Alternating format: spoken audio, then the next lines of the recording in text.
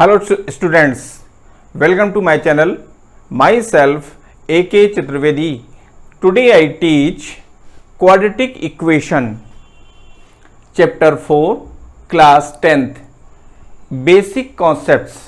देखिए quadratic equation का जो बेसिक कॉन्सेप्ट्स हैं वो आपके लिए जानना बेहद ज़रूरी है, क्योंकि उसी पर बेस्ड पूरी एक्सरसाइज है, पूरा चैप्टर है। तो इसका जो बेसिक कॉन्सेप्ट्स का जो आप देख रहे हैं वीडियो वेरी इंपॉर्टेंट है फॉर यू, आपके लिए बहुत ही इंपॉर्टेंट है, क्योंकि यहाँ पर एक एक पार्ट आपको एक्सप्लेन किया जा रहा है, एक एक रूल्स को बताया जा रहा है, एक एक फार्मूले को एक्सप्लेन किया जा रहा है, एक एक डिफिनीशंस को बताया जा रहा है। ठीक है, अगर आपने ये चीज़ समझ लिया है तो पूरे चैप्टर में आपको कोई प्रॉब्लम नहीं आएगी, क्योंकि हम इन्हीं रूल्स को, इन्हीं डिफिनीशंस को यूज़ करके आगे क्वेश्चंस को सॉल्व करने जा रहे हैं। तो जरूरी है कि आप इस वीडियो को पूरे मन से, पूरा ध्यान से पूरे वीडियो को आप देखेंगे तो वो आपको पूरे कॉन्सेप्ट्स के क्लियर होंगे। जैसे मैं अभी एक्सप्लेन कर रहा हूँ क्वेश्चंस को, एक एक लाइन को मैं एक्सप्लेन करूँगा और उसके रीजन्स को क्लियर करूँगा, ये आपके लिए जानना बेहद ज़रूरी है। यहाँ देखिए, वैसे मैं डिफिनीशन ले रहा हूँ, यहाँ पर बेसिक कॉन्सेप्ट में है क्वाड्रेटिक इक्वेशन। फर्स्ट तो है कि what is a quadratic equation, ये क्वाड्रेटिक इक्वेशन है क्या, और साथ ही में उसके लिए कंडीशन क्या है, ये आपके लिए जानना बहुत ज़रूरी है। यहाँ देखिए क्वाड्रेटिक इक्वेशंस में डेफिनेशन आती है। अब जो डेफिनेशन आप देख रहे हैं यहाँ पर देखिए, the equation in which the highest power of the unknown quantity is known as a quadratic equation. इतनी लाइन को आप समझिए। यहाँ पर देखिए, the equation in which the highest power of the unknown quantity, unknown quantity means होता है variable, ठीक है ना, वेरिएबल क्वांटिटी इज 2, उसकी जो एक्सपोनेंट्स है, उसका जो पावर है वो 2 होना चाहिए, 1 नहीं होना चाहिए, ना ही 3 होना चाहिए, ठीक है, ओनली 2, ठीक है ना, 2 होना चाहिए। तो इसमें कहा गया है कि पावर इज 2, ठीक है ना, is known as a quadratic equation. अगर ऐसा है तो वो एक क्वाड्रेटिक इक्वेशन कहलाएगा, ठीक है ना। अब देखिए इसमें है the equation ax square plus bs plus c equal to 0 where a is not equal to 0 is also called the standard quadratic equation. इसका जो जनरल फार्मूला है, जनरल इक्वेशन है, वो आप देख रहे हैं ax square plus bs plus c equal to 0। साथ ही में इसके साथ एक कंडीशन भी ऐड की गई है। वो कंडीशन क्या है, a is not equal to 0, ये a 0 के इक्वल नहीं होना चाहिए, ठीक है ना। और साथ ही में हम इसको स्टैंडर्ड क्वाड्रेटिक इक्वेशन भी कहते हैं, इसको हम स्टैंडर्ड क्वाड्रेटिक इक्वेशन भी कहते हैं।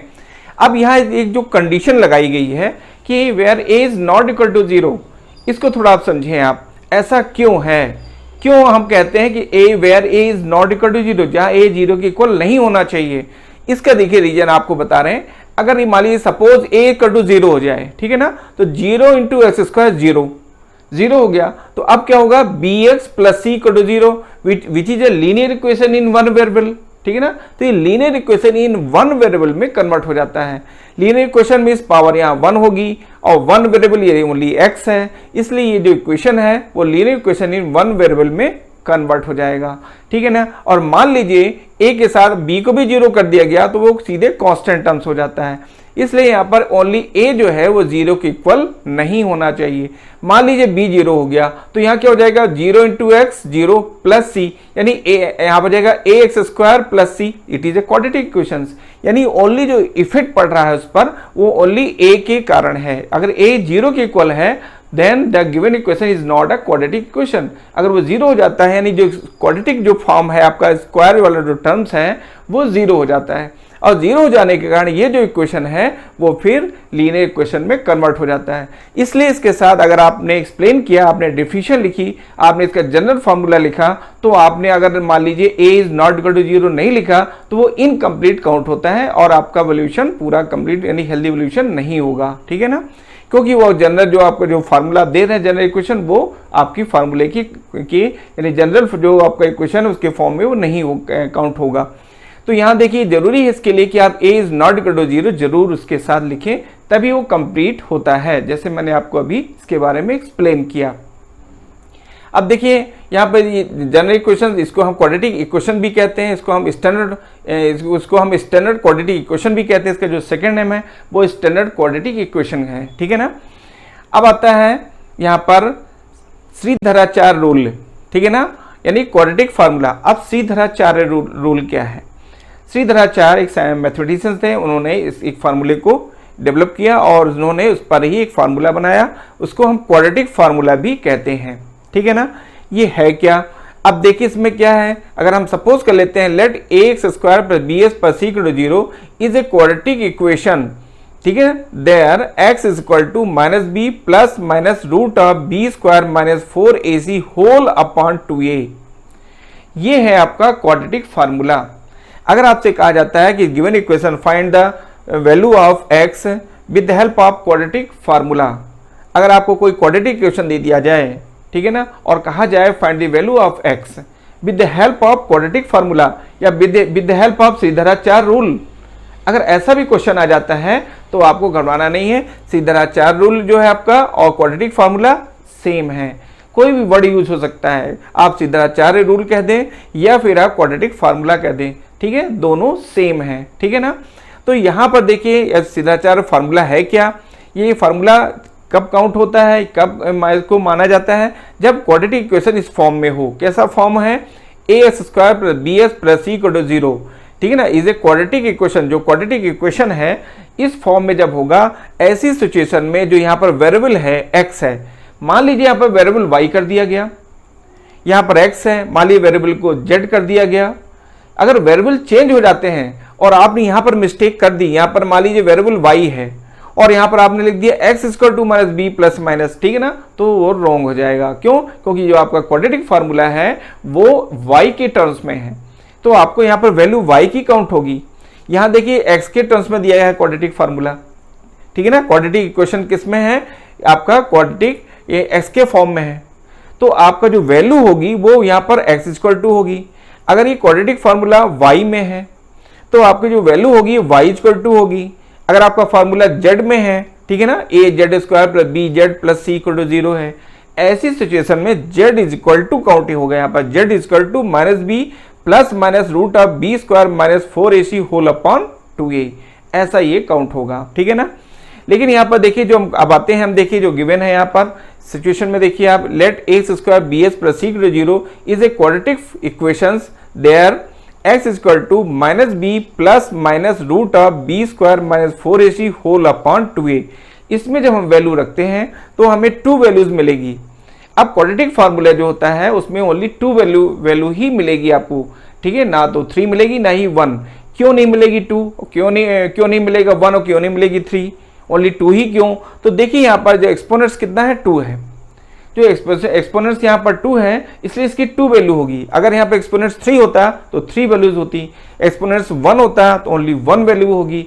इसलिए यहाँ पर अगर क्वाड्रेटिक फार्मूले में, यहाँ पर क्वाड्रेटिक फार्मूला इसलिए कहा जाता है इसका एक्सपोनेंट्स 2 है, ठीक है ना, इसलिए यहाँ पर ओनली 2 वैल्यूज मिलेगी।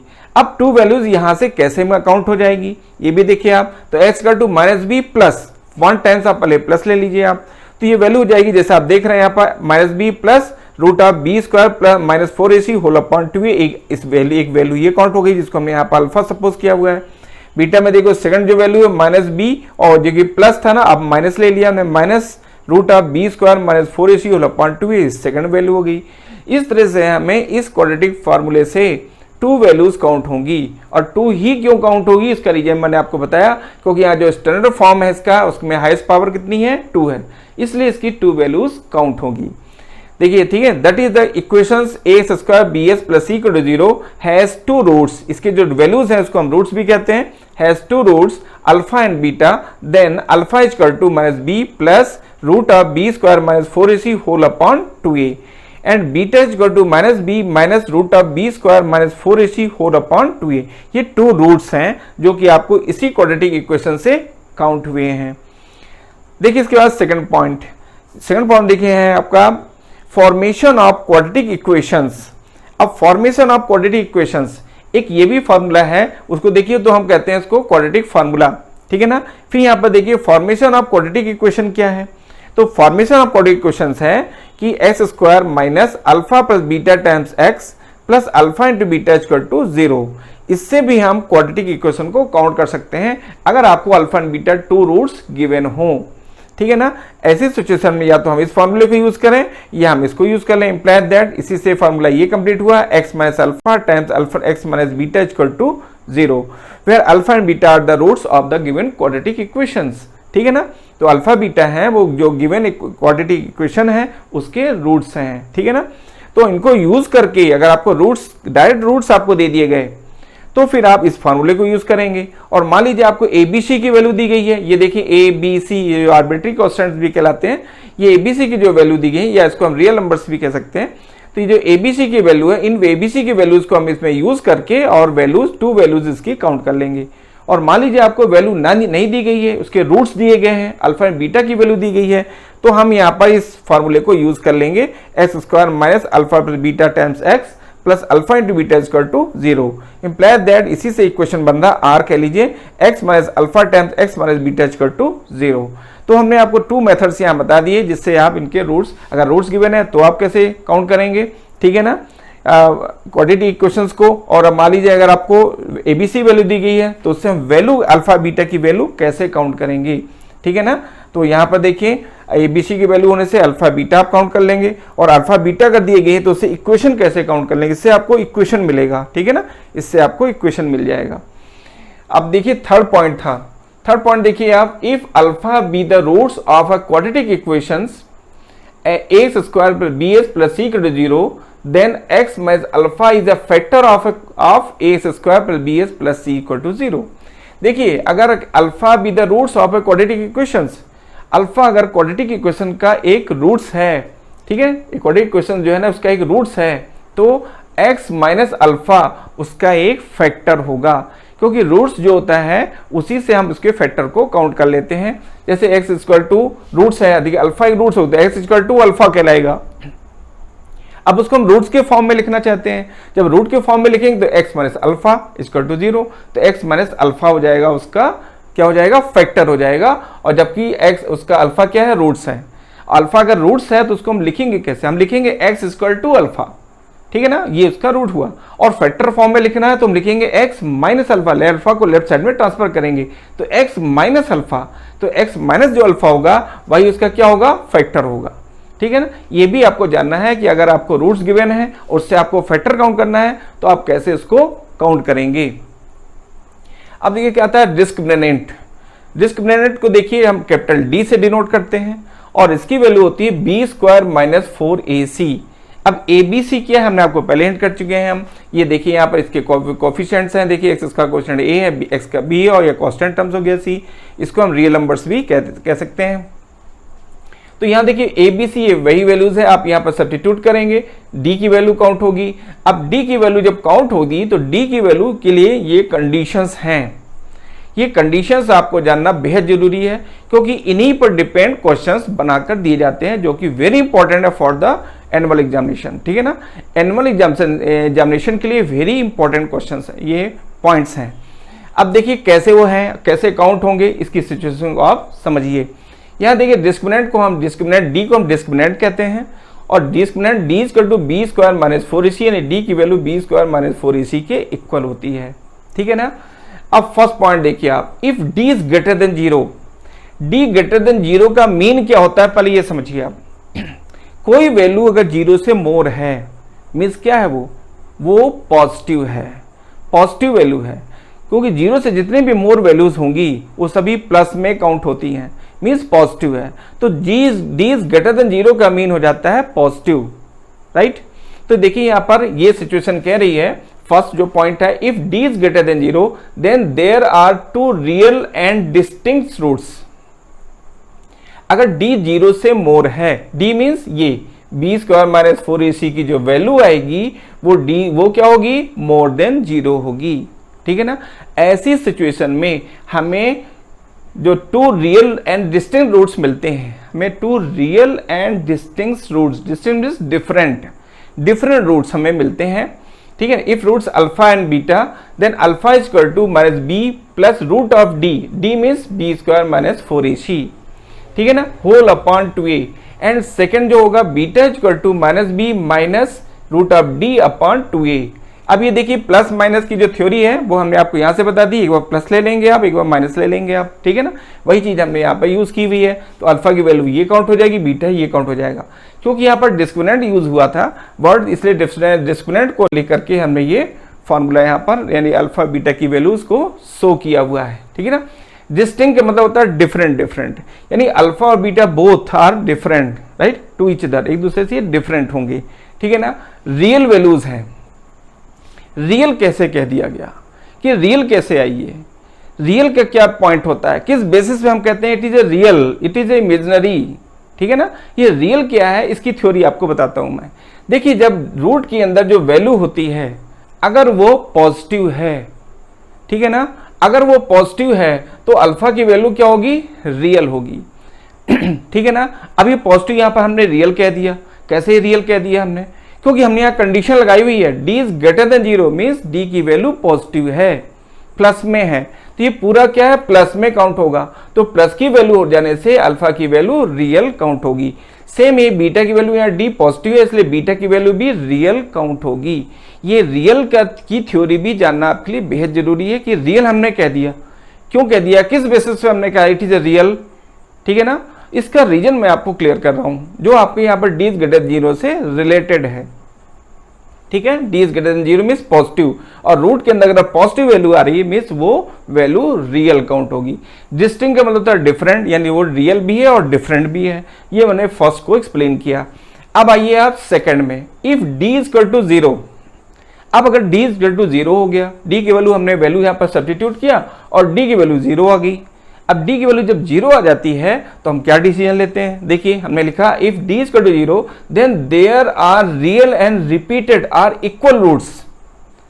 अगर d 0 के इक्वल है तो हमने कहा कि are real and repeated, real and repeated means equal, repeat कर रहा हुआ चीज मीन्स दोनों क्या है इक्वल है, इक्वल रूट्स, ठीक है। Alpha equal to beta equal to minus b upon 2a, ये तो मैंने सीधे इसको रीड किया। अब इसके रीजन में हम जाते हैं, ये चीज आई कैसे। अब देखिए अगर d 0 है तो आप देखिए यहाँ पर d को 0 कर दीजिए, क्या आएगा माइनस बी अपॉन 2a, क्योंकि ये 0 हो गया। अब बीटा में देखिए माइनस बी, ये 0 हो गया तो माइनस बी अपॉन 2a, तो अल्फा बीटा क्या हो गए, दोनों इक्वल हो गए, ठीक है ना। रियल में वर्ड यूज कर रहा हूं तो रियल यूज कर रहा हूं क्योंकि d क्या है यहाँ पर पॉजिटिव है, 0 क्या है पॉजिटिव, ठीक है ना।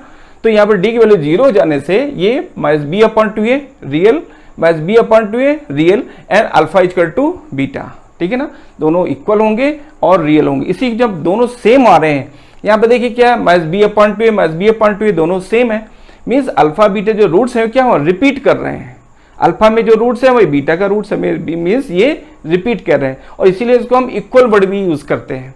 क्वेश्चन इसी तरह से बनता है, ठीक है ना। उसने कह दिया repeated roots, when the repeated roots condition लगा दी, व्हेन इक्वल रूट्स वही कंडीशन लगा दी उसने। इस तरह की कंडीशन लगा करके वैल्यू काउंट करने के लिए आगे कहा जाएगा आपको। तो आपको ये जानना जरूरी है कि इक्वल रूट्स कैसे होते हैं, रिपीटेड रूट्स उसका क्या मीन होता है, ठीक है ना। ये दोनों सेम ही है और इसका मीन हमने आपको बताया व्हेन d इक्वल टू 0 होगा तभी ये पॉसिबल होंगे। और इनको लिखा कैसे जाता है, यहाँ लिखा जाएगा अल्फा इक्वल टू बीटा दोनों इक्वल है is equal to minus b upon 2a, जैसे कि मैंने आपको बताया माइनस बी अपॉन 2a कैसे आता है वो मैंने आपको यहाँ पर हिंट किया और उसके बाद हमने इस वैल्यू को यूज किया यहाँ पर, ठीक है ना। अब आता है third point, if d is less than 0, d is less than 0 का मीन जानिए आप। d इज लेस देन 0 का मीन क्या है, आप d को अगर कहना है कि d की जो वैल्यू वो 0 से लेस है, अब 0 से लेस है इसका मीन क्या हुआ, इसका मीन हुआ नेगेटिव वैल्यू होना। जितनी भी वैल्यू 0 से लेस होती हैं वो सभी देख रहे हैं नंबर लाइंस में आप नेगेटिव काउंट होती हैं, ठीक है ना। मीन्स 0 से जो भी वैल्यू होगी सभी नेगेटिव होंगी। मीन्स अब देखिए अब d इज लेस देन 0 है, एज मीन्स नेगेटिव वैल्यू है। अब इससे क्या डिसीजन होता है, देखिए इससे होता है then there are not real and not real, और रियल नहीं होगा, ठीक है ना। If d is less than 0 then there are not real, इसलिए रियल नहीं होगा, दैट इज इमेजिनरी रूट्स, वो क्या होगा इमेजिनरी रूट होगा, ठीक है ना। अब ये इमेजिनरी रूट्स कैसे हो गया, रियल क्यों नहीं हुआ, इसकी थ्योरी हम आपको क्लियर करते हैं। अगर यहाँ पर देखिए d की वैल्यू नेगेटिव आ गई, अब नेगेटिव रूट के अंदर अगर नेगेटिव वैल्यू आ जाती है तो वो इमेजिनरी कहलाती है, मीन्स रियल नहीं है, उसको हम इमेजिनरी वर्ड यूज करते हैं। यहाँ पे देखिए इमेजिनरी हो गया कि d इज लेस देन 0 है, ठीक है ना, तो ये नेगेटिव होगा और imaginary means alpha beta both क्या हो जाएंगे इमेजिनरी हो जाएंगे। वही चीज यहाँ बताई गई है कि if d is less than 0 then there are not real roots, इसके नियर रूट्स नहीं होंगे, दैट इज इमेजिनरी रूट्स, वो कैसे होंगे इमेजिनरी रूट्स होंगे, ठीक है ना। तो ये आपको बताया मैंने कि डी इज लेस देन 0 की थ्योरी क्या है, इसको हम क्या कहेंगे, इमेजिनरी रूट्स कहेंगे, और रियल जो कि रियल भी नहीं होंगे। फोर्थ पॉइंट देखिए आप, if d is a perfect square, ठीक है ना, if d is a perfect square and a b c are rational then both roots are rational. अगर देखिए ये परफेक्ट स्क्वायर हो जाए, देखिए यहां पर क्या है, D is a perfect square, देखिए परफेक्ट स्क्वायर है, ठीक है ना। अगर डी यहां पर परफेक्ट स्क्वायर है तो यहां पर मान लीजिए ए स्क्वायर हो गया। अब ए स्क्वायर हो गया तो क्या हो जाएगा, माइनस के आउटसाइड हो जाएगा, बाहर आएगा, रूट के आउट में आ जाए, बाहर आ जाएगा रूट से स्क्वायर होने के कारण, ठीक है ना। तो माइनस बी प्लस और प्लस आपका ए है अपॉन 2a, तो क्या हो जाएगा आपका, ये रूट किस तरह से काउंट होगा, ये क्या कहलाएगा, रेशनल। रेशनल कैसे होता है, रेशनल की डिफिनेशन आपको मालूम है कि if a number which is in the form of p upon q where p and q are integers and q is not equal to 0, p upon q के form में हो और p एंड q क्या हो, integers हो, and q is not equal to 0 हो। अगर ये कंडीशन कोई नंबर फॉलो करता है मीन्स वो क्या है आपका, वो क्या कहलाएगा आपका, रेशनल कहलाएगा। तो इसलिए यहां पर कहा गया कि if d is a perfect square, अगर d परफेक्ट स्क्वायर है तभी तो आउट होगा वो, ठीक है ना। तो d is a perfect square, ठीक है, अब परफेक्ट स्क्वायर हो जाने से आउट होगा। मान लीजिए परफेक्ट स्क्वायर नहीं हुआ, वो हो गया तो ठीक है, हम बता रहे हैं कि हो गया है तो ये रेशनल होगा, नहीं हुआ तो क्या होगा, इसको भी जान लीजिए आप।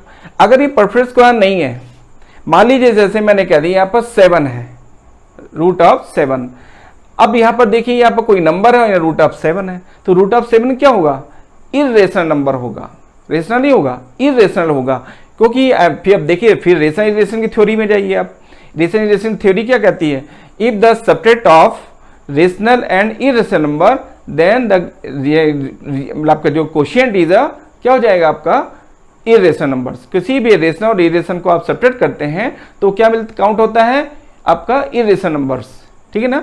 तो अगर यहाँ पर इरेशनल होगा, यानी कि रूट के अंदर परफेक्ट स्क्वायर नंबर नहीं है, तो वो इरेशनल पॉसिबल है, ठीक है ना। तो यहाँ पर देखिए रेशनल की जो थ्योरी मैंने आपको बताई, अगर ये परफेक्ट स्क्वायर है मीन्स 4 है तो स्क्वायर होकर के 2 हो जाएगा, यहाँ पर स्क्वायर रूट इसका कैंसिल होगा, 2 हो जाएगा। अब देखिए क्या हो जाएगा, पूरा रेशनल हो गया और न्यूमरेटर और डिनोमिनेटर भी रेशनल है, ठीक है ना। तो ये क्या हो जाएगा, रेशनल नंबर हो जाएगा। तो ये जो रेशनल की थ्योरी है मैंने आपको हिंट की कि if d is a perfect square and a b c are rational then both roots are rational. इसमें a b c भी कंडीशन दी गई, ये भी रेशनल है। तो और d आपका क्या परफेक्ट स्क्वायर है, तो दोनों रूट्स जो क्या हो जाएंगे, रेशनल होंगे, जो कि हमने आपको एक्सप्लेन किया। अब देखिए यहाँ पर फिर पॉइंट में आइए, 1 roots 0 if c equal to 0। देखिए अगर एक रूट 0 है, अल्फा को ले लीजिए या बीटा को ले लीजिए आप, कोई एक रूट्स अगर 0 है तो होगा इफ c इक्वल टू 0।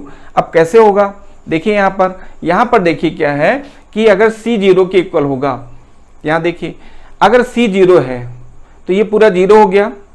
अब 0 हो गया तो ये b स्क्वायर आउट होगा तो b हो जाएगा, तो minus b plus b cancel, तो 0/2a, ठीक है ना। तो 0/2a क्या हो गया आपका, 0। वही कहा जा रहा है कि if 1 roots 0 if c equal to 0, अगर एक रूट इसका 0 हो गया, कब हो रहा है, जब c 0 के इक्वल है। अब यहां देखिए आप, अब मैं अगर सेकंड रूट में आता हूं, इसको चेक करता हूं, क्या सेकंड वाला रूट भी 0 के इक्वल होगा, इसको मैं चेक करता हूं, क्योंकि यहां तो डिक्लेयर किया मैंने कि 1 रूट 0, एक ही रूट 0 होगा व्हेन c इक्वल टू 0, जब c 0 के इक्वल होगा, जिसको मैंने आपको यहां प्रूफ करके हिंट कर दिया। अब मैं आता हूं सेकंड रूट्स पर, क्या ये भी 0 के इक्वल है कि नहीं है, ठीक है। अगर ये नहीं होगा मीन्स जो स्टेटमेंट मैंने दिया ये करेक्ट है। तो देखिए यहाँ पर बीट, अब यहाँ पर मैं क्या करता हूँ, c को 0 के इक्वल करता हूँ। जब मैंने c को 0 इक्वल किया तो ये टर्म्स यानी 4ac क्या हो गया, 0। अब क्या है, b स्क्वायर आउट होगा तो हो जाएगा b, तो -b minus 2b/2a, b cancel हो जाएगा आपका, 2 कैंसिल हो जाएगा, तो b/a। देखिए 0 नहीं हुआ ये, ठीक है ना। मीन क्या हुआ कि केवल एक ही रूट 0 होगा व्हेन c इक्वल टू 0, ठीक है, जो कि मैंने यहाँ पर आपको प्रूफ करके हिंट कर दिया। अब देखिए इसके बाद यहाँ पर both roots equal to 0 if b equal to 0 c equal to 0, दोनों रूट्स 0 के इक्वल तभी होंगे जब b और c बोथ दोनों 0 के इक्वल हो जाएं। अब देखिए यहाँ पर मैंने b को 0 किया, ये 0 हो गया, ठीक है ना, और b और एक पे c भी है, सी 0 तो ये 0, बी 0 ये 0 ये 0, तो 0/2a, ठीक है ना, क्या हो जाएगा आपका 0। अब इसमें आइए आप, b 0 है, ये भी 0 हो गया, c 0 तो ये पूरा 0, तो 0/2a मीन्स 0, यानी सेकंड रूट यानी बीटा भी 0, तो अल्फा भी 0 बीटा भी 0, यानी both roots are 0, both roots are 0 if b = 0 c = 0। तो यहाँ पर b और c दोनों 0 थे, इसलिए दोनों रूट्स अल्फा बीटा दोनों 0 के इक्वल हुए। ये रीजन मैंने आपको यहाँ से एक्सप्लेन किया। इसके बाद देखिए कुछ रूल्स आते हैं कि यहाँ पर देखिए क्या है, sum of roots alpha plus beta = b/a। अब देखिए यहाँ पर क्या है कि अगर आप अल्फा बीटा को सम करेंगे, इनको सम कर देंगे तो आपको -b/a के इक्वल आएगा। अब मैं इसको सम करके भी बता देता हूं। देखिए जब इनको सम किया जाएगा तो -d + d cancel, -b -2a हो जाएगा, ठीक है ना, तो -2a/2a एलसीएम था तो -b/2a हो जाएगा, 2 यहाँ पर क्या होगा आपका -2b/2a, तो आपका 2 कैंसिल, तो क्या आ जाएगा -b/a आ जाएगा। अब देखिए इनको अगर मैं प्रोडक्ट करता हूं, मल्टीप्लाई करता हूं, तो देखिए न्यूमरेटर क्या है a + b, और यहाँ पर a - b का फॉर्मूला अप्लाई हो जाएगा, a + b times a - b a² - b², ठीक है ना, और इस तरह से कैंसिल होकर के c/a के इक्वल आ जाएंगे, ठीक है ना। अब आते हैं हम 9th में, ठीक है ना। 9th में क्या है आपका, देखिए प्रोडक्ट ऑफ 0 मैंने बता ही दिया, अल्फा × बीटा c/a। 9th में देखिए reciprocal roots if a = c, अगर a c के इक्वल होगा उसके जो रूट्स होंगे वो रेसिप्रोकल होंगे। रेसिप्रोकल का मीन क्या है भाई, अल्फा, और अगर मान लीजिए अल्फा बीटा रूट्स हैं तो उसका रेसिप्रोकल क्या हो जाएगा 1/α 1/β।